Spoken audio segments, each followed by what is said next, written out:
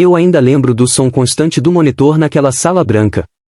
Um bip suave, repetitivo, quase hipnótico, e como se estivesse tentando me acalmar. Mas não adiantava. Minhas mãos suavam, meu coração batia forte demais para o meu próprio corpo acompanhar. Aos 48 anos, eu não esperava estar ali. Grávida. A palavra ainda ecoava na minha cabeça como algo estranho, deslocado, quase impossível. Mas o que realmente me paralisou não foi a gravidez em si, e foi o que veio depois. A médica ficou em silêncio por tempo demais olhando o ultrassom. Seus olhos não tinham aquele brilho de alegria que eu já tinha visto em outras consultas, em outras mulheres. Havia tensão ali. Dúvida. Você precisa considerar pedir o divórcio. Essas foram as palavras. Secas. Diretas. Cruéis. Por um segundo, achei que tinha entendido errado. Meu cérebro simplesmente se recusou a processar aquilo. Desculpa, o quê? Eu perguntei, com a voz quase sumindo. Ela girou a tela na minha direção. Um pequeno ponto pulsava ali. Vida. Meu bebê. Mas o jeito que ela apontava para aquilo não era de celebração, era de alerta. Há uma incompatibilidade genética em comum aqui, ela explicou. Em muitos casos assim, e o pai não é geneticamente compatível. Meu corpo inteiro ficou gelado. Eu sou casada há 27 anos, eu disse, olhando direto para ela. Nunca traí meu marido. Ela respirou fundo, desconfortável. Eu não estou acusando você. Mas precisa estar preparada. Isso pode levantar dúvidas sérias. Dúvidas. Essa palavra foi pior que qualquer acusação. Saí dali andando como se estivesse em outro mundo. O chão parecia distante, o ar pesado. Tudo ao meu redor perdeu o som, em menos aquela frase, repetindo sem parar na minha mente. Peço o divórcio. Quando cheguei em casa, Marcos estava exatamente onde sempre estava naquele horário, no sofá, com um livro nas mãos. A luz do entardecer atravessava a janela e desenhava sombras suaves no rosto dele. Por um momento, eu quis congelar aquela cena. Quis voltar no tempo. Quis nunca ter ido naquela consulta. Oi, ele disse, sorrindo ao me ver. Como foi? Minha garganta secou. Ali estava o homem com quem eu construí uma vida inteira.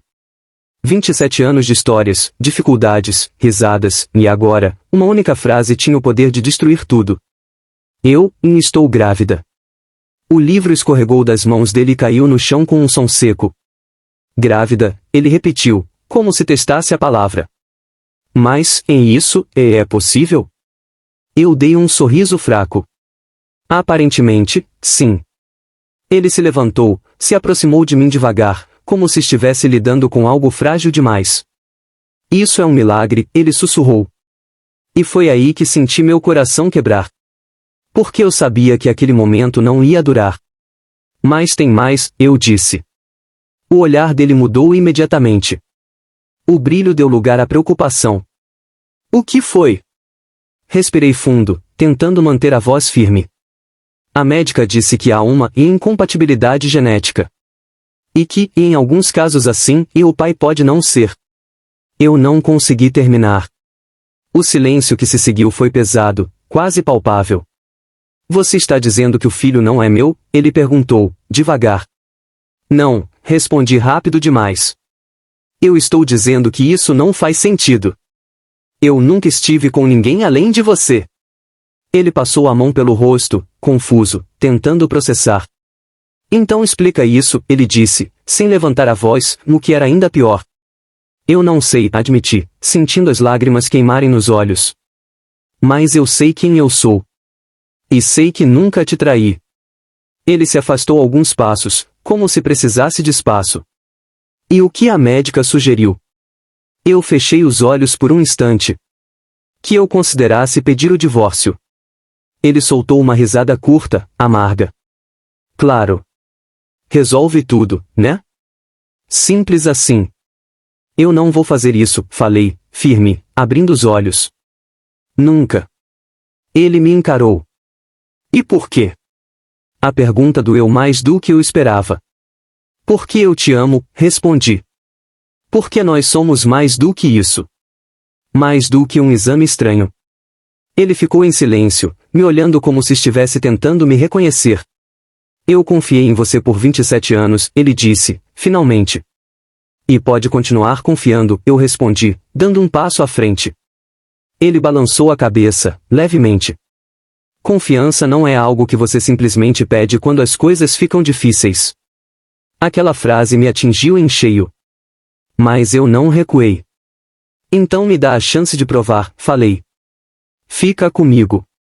Vamos descobrir isso juntos. Ele não respondeu.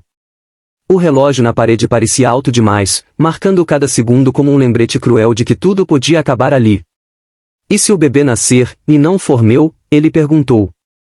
Eu me aproximei mais, segurando as mãos dele. Então nós vamos enfrentar isso juntos também, respondi. Mas até lá, e eu preciso de você. Ele olhou para nossas mãos. Para os anos que estavam ali, invisíveis, mas presentes. E depois de alguns segundos que pareceram uma eternidade, e ele apertou meus dedos de volta. Não foi um eu acredito em você. Não foi um está tudo bem. Mas foi o suficiente. Os dias seguintes foram os mais longos da minha vida. Havia uma tensão constante no ar. Conversávamos, mas com cuidado.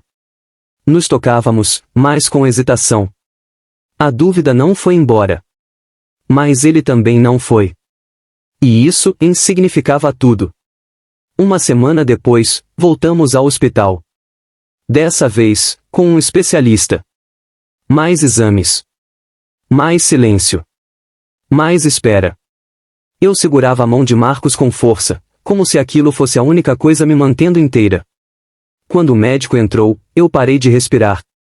Ele tinha um leve sorriso. Tenho boas notícias, disse. Meu coração disparou. A condição que apareceu no primeiro exame é rara, mas não indica o que foi sugerido anteriormente. Eu senti meus dedos tremerem dentro da mão de Marcos. E o pai? Ele perguntou, direto. O médico olhou para nós dois. Não há dúvida. Ele é o pai. Foi como se o mundo voltasse a girar. Como se o ar finalmente entrasse nos meus pulmões. Marcos soltou minha mão apenas para cobrir o rosto, e então começou a chorar. Eu nunca tinha visto aquilo. Nunca. Eu o abracei imediatamente, sentindo tudo desabar de uma vez só. O medo. A dor. A incerteza. Me perdoa, ele disse, com a voz quebrada. Eu duvidei de você. Eu balancei a cabeça, apertando ele mais forte. Nós passamos por isso juntos, respondi. Ele colocou a mão na minha barriga, ainda pequena, mas agora cheia de significado. Um milagre, ele sussurrou novamente. E dessa vez, não havia dúvida. Naquela noite, deitada ao lado dele, senti uma calma que parecia impossível dias antes. Nada tinha sido fácil. Mas nós ainda estávamos ali. Juntos. E talvez, era isso que realmente importava.